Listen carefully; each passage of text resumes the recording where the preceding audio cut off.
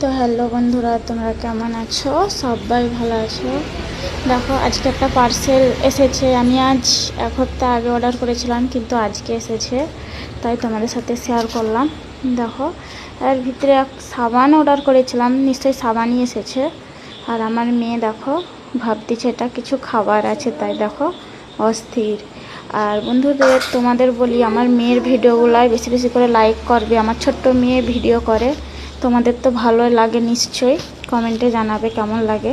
আরে দেখো, গাজরের সাবান সবাই নিচ্ছে, ভাবছে আমি একবার অর্ডার করে দেখি কেমন হয়।